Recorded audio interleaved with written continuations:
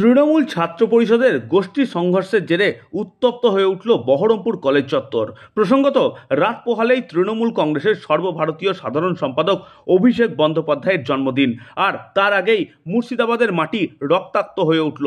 তৃণমূল ছাত্র পরিষদের গোষ্ঠী সংঘর্ষের জেরে উত্তপ্ত হয়ে উঠল বহরমপুর কলেজ চত্বর। জানা যায়, বহরমপুর কলেজের তৃতীয় বর্ষের ছাত্র খুশবুর রহমান, এই ছাত্রকে কয়েকজন এই কলেজেরই ছাত্র এবং একাধিক বহিরাগত ছাত্র মিলে বেধড়ক মারধর করে।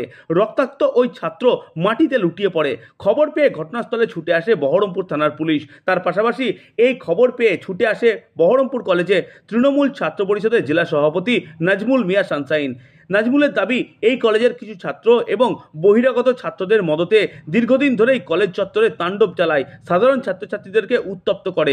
এই ঘটনায় বহরমপুর থানায় লিখিত অভিযোগ দায়ের করা হয়েছে এবং তার পাশাপাশি জেলা তৃণমূল নেতৃত্ব এবং রাজ্য তৃণমূল নেতৃত্বকেও জানানো হয়েছে। যদিও এই বিষয়ে কলেজ কর্তৃপক্ষের কোনো রকম প্রতিক্রিয়া মেলেনি।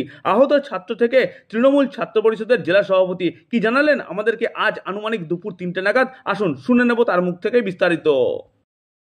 দেখুন, আমি ছিলামও না, শহরে ছিলাম না, আমি একটু শহরের বাইরে ছিলাম। যেহেতু আপনারা জানেন এসআইআর নিয়ে বিভিন্ন প্রোগ্রাম চলছে এবং সেখানে মানুষের পাশে আমাদেরকে থাকার বার্তা দিয়েছে নেত্রী মমতা বন্দ্যোপাধ্যায়, অভিষেক বন্দ্যোপাধ্যায়। আমার কাছে হঠাৎই ফোন আসে, কিছু বহিরাগত ছেলে নিয়ে কলেজে মদ্যপান অবস্থায় তারা কলেজে ঢুকেছে এবং সাধারণ ছাত্রছাত্রীর প্রতি টর্চার করছে এবং কয়েকটা ছাত্রের প্রতি হাত দিয়েছে, রক্তাক্ত করে দিয়েছে।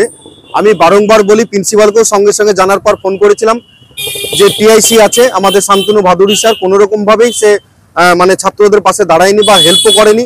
আমি বিভিন্ন জায়গায় জানিয়েছি এবং নেতৃত্বকে জানিয়েছি যে এইভাবে যদি দিনের পর দিন বহিরাগতরা এসে কলেজের প্রতি আক্রমণ করে, যখন তখন কলেজের মধ্যে ঢুকে পড়ছে, পঠন পাঠানোর প্রতি হ্যারাসমেন্ট হচ্ছে। এবং আমি বারবার বলবো, আমি প্রশাসন আধিকারিকদেরকে বলবো এবং যারা নেতৃত্ব আছে তাদেরকেও বলবো, যেন কলেজে যেন সাধারণ ছাত্রছাত্রী পঠন পাঠন করতে এসছে তারা সাধারণ ছাত্রছাত্রী যেন পঠন পাঠন করে।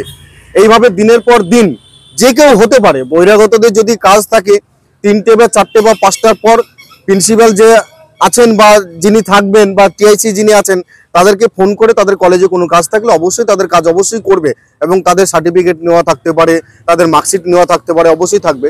4 বছর 5 বছর আগে কলেজ পাস আউট হয়ে গেছে, কলেজে ক্যান্টিনে বসে মাতব্বরি করবে, দাদাগিরি করবে, এগুলো কিন্তু দল বরদাস্ত করবে না।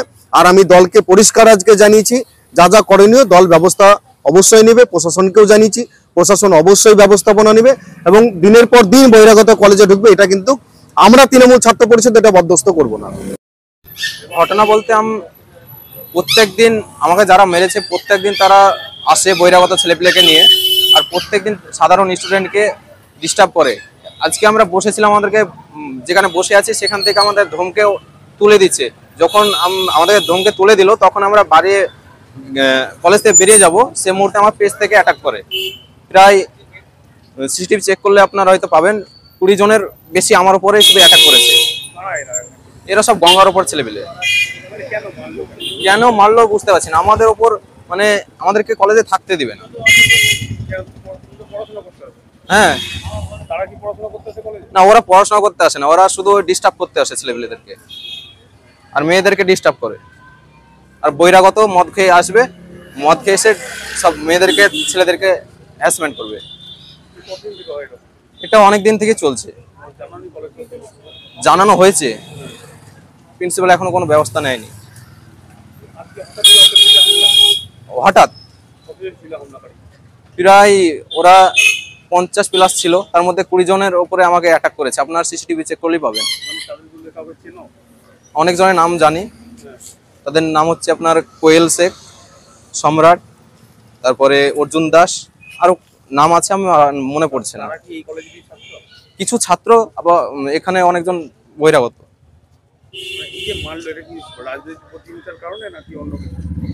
এটা বলতে পারছি না।